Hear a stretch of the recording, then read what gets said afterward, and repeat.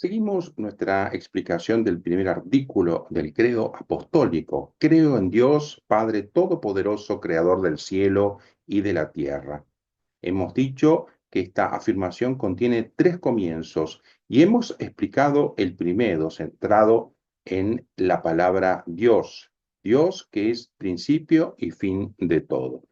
Ahora bien, cuando decimos Dios Padre, nos referimos en última instancia al que es origen en la vida íntima de Dios, al principio en la Trinidad, el misterio central de nuestra fe y de nuestra vida. Porque nosotros creemos ante todo en un solo Dios, que es Padre, Hijo y Espíritu Santo. De hecho, los cristianos son bautizados en el nombre del Padre y del Hijo y del Espíritu Santo. Y a lo largo de nuestra vida iniciamos nuestras oraciones diciendo esta misma frase mientras hacemos la señal de la cruz sobre nosotros mismos, nos persignamos, con lo cual indicamos los dos misterios centrales de la fe cristiana, la Trinidad y la Pascua, pasión, muerte y resurrección de Jesús. Notemos que no decimos en los nombres del Padre, del Hijo y del Espíritu Santo, sino en el nombre, un solo nombre que indica que los tres son un solo Dios.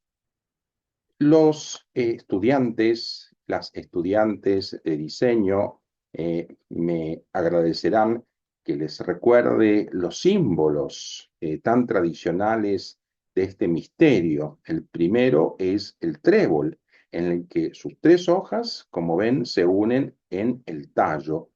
Así como hay un solo trébol, pero tres hojas, así también hay tres personas, decimos, pero un solo Dios verdadero.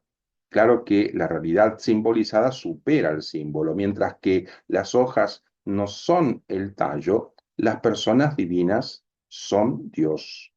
Las hojas no se identifican realmente con el tallo en el que se unen, mientras que las personas divinas se identifican realmente con la esencia o naturaleza divina común a las tres, permaneciendo distintas entre ellas.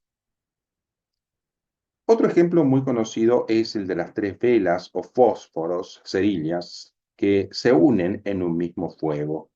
Ninguna de las tres se identifica realmente con el fuego, cosa que no sucede con las personas divinas que, permaneciendo distintas entre sí, se identifican con lo que les es común, la naturaleza divina. Estos ejemplos nos ofrecen semejanzas creadas, analogías muy lejanas, evidentemente, pero que nos ayudan a enfocar sobre el misterio que vamos a presentar.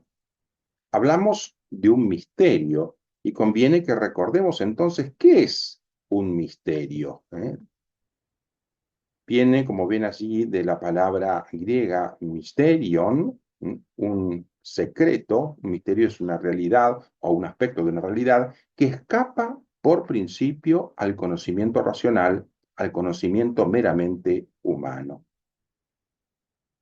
El misterio de la Trinidad no afirma la existencia de tres dioses diferentes, sino la de un único Dios, que es trino, Padre, Hijo y Espíritu Santo. Ellos son uno, no como podemos serlo nosotros, los seres humanos, que somos de una misma especie, porque conformamos una única humanidad o especie humana, sino que son una sola cosa concreta, realidad concreta, un solo Dios. No hay nada en la creación que sea una sola realidad de esta manera. Lo más parecido es la unión por el conocimiento y el amor que nos hace un solo corazón y una sola alma, como la comunidad de Jerusalén con la venida del Espíritu Santo en Pentecostés. La Santísima Trinidad es una comunión de amor de las tres personas divinas, pero esta comunión comporta en ellas una unión en la misma realidad concreta de la naturaleza divina, cosa que no se verifica en ninguna comunión de amor creada. Si nosotros sabemos que Dios es trino, es en realidad por Jesucristo, no por una deducción, no por un conocimiento natural. Cristo, el Hijo, habla de su Padre del cielo y dice que es uno con Él. Él ora al Padre y nos envía al Espíritu Santo, que es el amor del Padre y del Hijo. Esto lo veremos con mayor detalle en un momento, pero ahora nos preguntamos, ¿puede la razón humana conocer por sí sola el misterio de la Santísima Trinidad? Dios ha dejado huellas de su ser trinitario en la creación y en el Antiguo Testamento, pero la intimidad de su ser como Trinidad Santa constituye un misterio inaccesible a la sola razón humana e incluso a la fe de Israel antes de la encarnación del Hijo de Dios y del envío del Espíritu Santo. Este misterio ha sido revelado por Jesucristo, como decía, y es la fuente de todos los demás misterios. En el Antiguo Testamento tenemos ciertas preparaciones para la revelación de este misterio, como cuando nos habla de la palabra, de la sabiduría o del espíritu. En las descripciones del Antiguo Testamento pareciera como si estos atributos o rasgos de Dios tuvieran personalidad propia.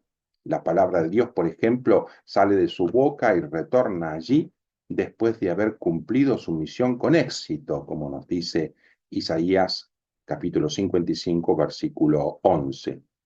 A la luz de la revelación plena del Nuevo Testamento, los cristianos leemos en sentido trinitario estos textos del Antiguo Testamento, así como las palabras del Génesis, hagamos al hombre a nuestra imagen y semejanza, Génesis 1, 26. Del mismo modo podemos ver a la Santísima Trinidad a la luz de Cristo, de la revelación que Él nos ha otorgado, en los tres visitantes de Abraham. Vean Génesis capítulos 18 y 19, cosa que no sucedía ni sucede con los judíos que leen estos capítulos del Génesis. Ustedes tienen a la vista una hermosa pintura, un ícono de esta visita interpretada en clave trinitaria, eh, que es del famoso pintor ruso Andrei Rublev. Este ícono del siglo XV es conocido como la Trinidad Angélica. Es uno de los más altos logros del arte ruso. Pero todo esto no significa evidentemente que el misterio de la Trinidad haya sido conocido antes de que nuestro Señor Jesucristo nos lo revelara, eh, y nos hiciera conocer, ante todo, el misterio del Padre, la punta del ovillo de la revelación de la Trinidad. Esa relación tan especial que Jesús muestra tener con el Padre. ¿Qué nos revela Jesucristo acerca del misterio del Padre? Jesucristo nos revela que Dios es Padre, no solo en cuanto es creador del universo y del hombre, sino sobre todo porque engendra eternamente en su seno, en su interior, que es al Hijo, que es su verbo, el Logos, resplandor de su gloria e impronta de su sustancia, como dice la carta a los Hebreos, capítulo 1, versículo 3. Este Hijo, con mayúsculas, es el mismo Jesús que estaba junto al Padre, digo hijo con mayúsculas porque es un nombre propio en su caso, ¿no? Estaba junto al Padre antes que el mundo existiera y que se hizo hombre en las entrañas de la Virgen María. ¿Mm? Jesús nace del Padre entonces antes de todos los siglos y nace de María en el tiempo. Por su nacimiento eterno tiene la naturaleza divina, es hijo, verbo e imagen del Padre. Por su nacimiento de María tiene naturaleza humana, es hombre como nosotros, es Jesús de Nazaret. Conviene que veamos de un modo más detallado el nacimiento eterno de Jesús, por el que conocemos que Dios es su Padre de un modo nuevo y singular. En realidad, la invocación de Dios como Padre es conocida en muchas religiones. La divinidad es eh, eh, con frecuencia considerada como Padre de los dioses y de los hombres en otras religiones. En Israel, el pueblo elegido de la antigua alianza Dios es llamado Padre en cuanto creador del mundo. Tienen allí los textos del Antiguo Testamento. Aún más, es Padre en razón de la alianza y del don de la ley del pueblo al que llama su primogénito.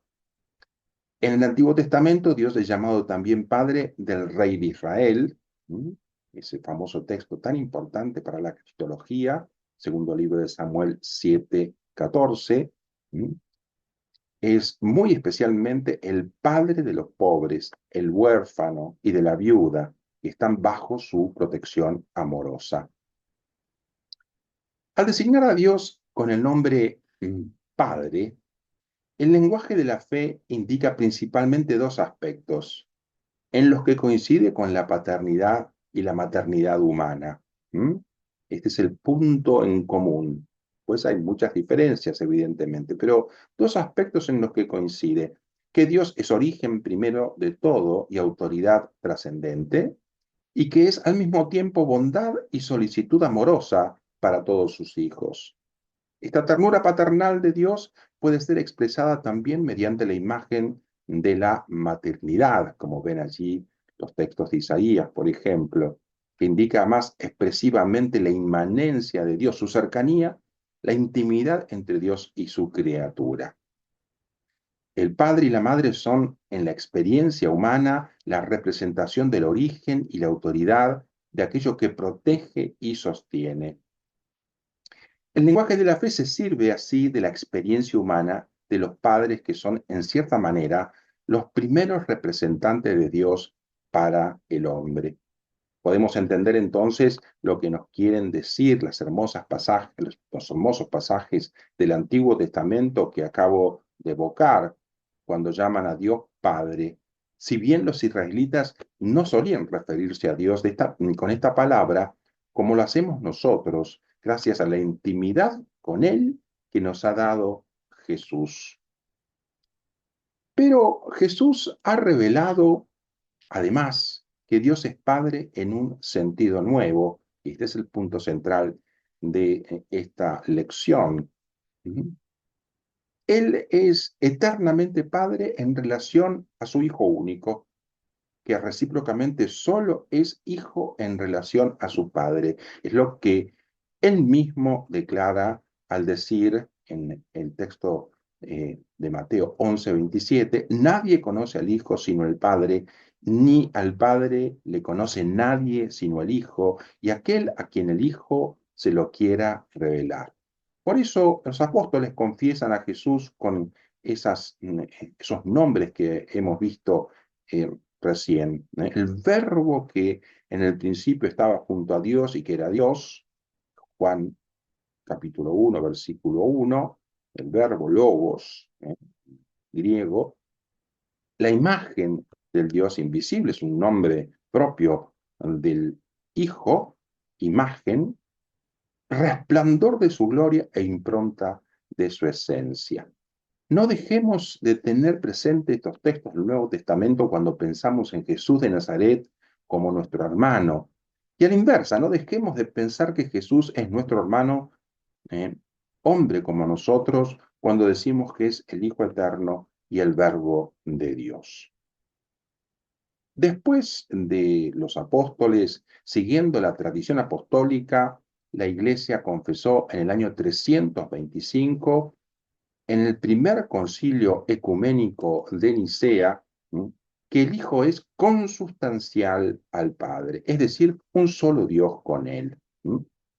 Ahí tienen ustedes el lugar preciso donde fue ese gran concilio, el primero en la Iglesia. Aquí, entonces, la palabra consustancial, central para el concilio de Nicea, significa que el Hijo y el Padre tienen la misma sustancia, son uno, una única realidad divina concreta, un solo Dios. Es lo que significan las palabras de Jesús en el Evangelio de Juan. El Padre y yo somos uno. Ya lo hemos escuchado. Juan 10:30.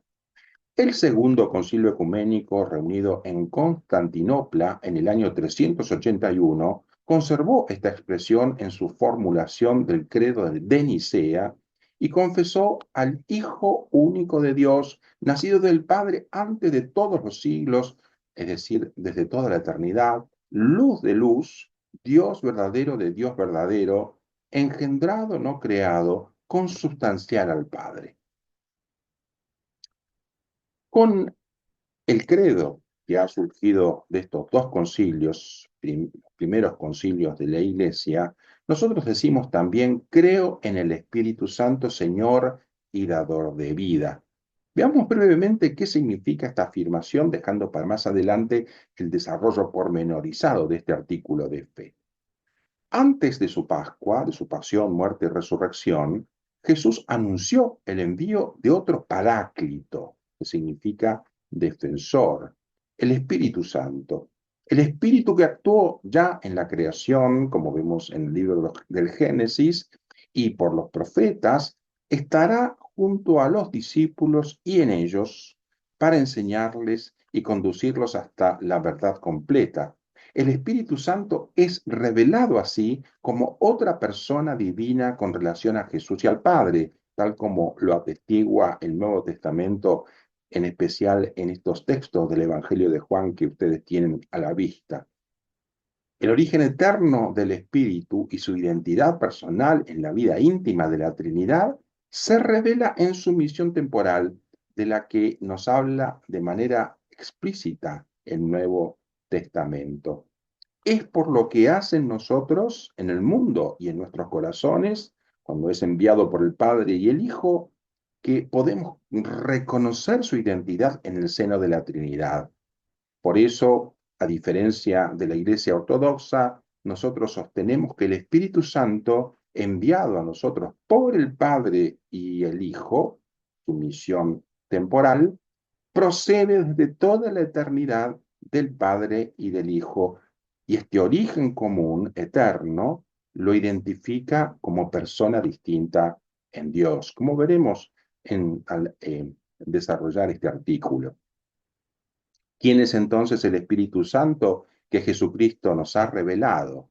El Espíritu Santo es la tercera persona de la Santísima Trinidad. Es Dios, uno e igual al Padre y al Hijo. Procede del Padre, dice San Juan, que es el Padre que es principio y sin principio y origen de toda la vida trinitaria.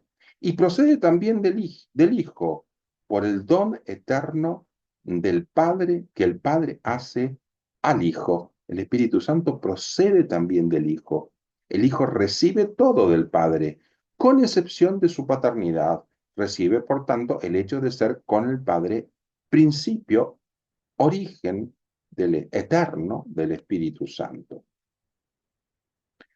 Cuando descubrimos la realidad de Dios en nosotros, entramos en contacto con la acción del Espíritu Santo aún sin ser conscientes de ello.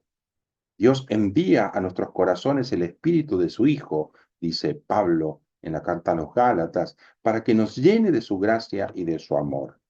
En el Espíritu Santo el cristiano encuentra una alegría profunda, la paz interior y la libertad.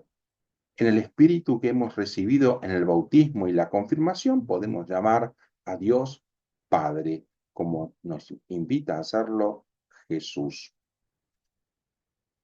En fin, eh, como hemos visto al hablar del credo, son muy importantes para nuestra fe las fórmulas con las que expresamos los misterios de la fe. Por eso debemos decir una palabra sobre esto. ¿Cómo expresa la Iglesia su fe trinitaria? La Iglesia expresa su fe en la Santísima Trinidad confesando un solo Dios en tres personas. Estamos hablando de cómo formulamos lo que acabamos de explicar. Un solo Dios en tres personas, Padre, Hijo y Espíritu Santo. Las tres personas divinas son un solo Dios porque cada una de ellas es idéntica a la plenitud de la única e indivisible naturaleza divina. Única e indivisible. Las tres son realmente distintas entre sí por sus relaciones recíprocas. El Padre engendra al Hijo, el Hijo es engendrado por el Padre, el Espíritu Santo procede del Padre y del Hijo. Creo que en especial para un estudiante de ingeniería, el esquema o diagrama que pueden ver puede ayudar a comprender mejor esta manera de expresar nuestra fe. Fíjense, el Padre es Dios, el Hijo es Dios, el Espíritu Santo es Dios, tienen la misma naturaleza divina numéricamente una, y no simplemente específicamente una, como en la humanidad, y sin embargo, el Padre no es el Hijo ni el Espíritu Santo, y el Hijo no es el Padre y el Espíritu Santo. ¿Mm? En fin, el modo de ser de las personas divinas en su vida íntima nos permite reconocer su modo de obrar en la creación. Inseparables en su única sustancia o naturaleza, las divinas personas son también inseparables en su obrar. La Trinidad tiene una sola y misma operación, pero en el único obrar divino, cada persona se hace presente según el modo que le es propio en la Trinidad. Entonces, por ejemplo, ¿quién de los tres obra la creación? Lo que decimos en el credo, podemos pensar que es una obra del Padre, pero son los tres. Aunque esta obra se asigne al Padre por una afinidad especial que tiene con su modo de ser en la Trinidad, el Padre es el origen de todo, sin embargo, es una obra común a los tres. Y lo mismo podemos decir de la santificación. Es una obra común a las tres personas que se apropia al Espíritu Santo por la afinidad que tiene con su propiedad personal. El conjunto de la obra de la salvación realizada a lo largo de la historia, lo que nosotros llamamos la economía divina, es una obra común a las tres personas divinas sin dejar de ser una obra personal de cada una de ellas. Por eso esta obra da a conocer a la vez la propiedad de las personas divinas, lo que las distingue y su única naturaleza divina. Así también toda la vida cristiana es comunión con cada una de las personas divinas sin separarlas de ningún modo. Por esta comunión decimos que ellas habitan en nuestros corazones, inhabitan cuando estamos en gracia y vivimos en el amor, aunque esta inhabitación sea más afín a lo que es propio del Espíritu Santo. Por eso podemos hablar de la inhabitación de la Trinidad o de la inhabitación del Espíritu Santo. ¿Mm? Por eso decía Jesús en el Evangelio de Juan, si alguno me ama, guardará mi palabra y mi Padre le amará y vendremos a él y haremos morada en él.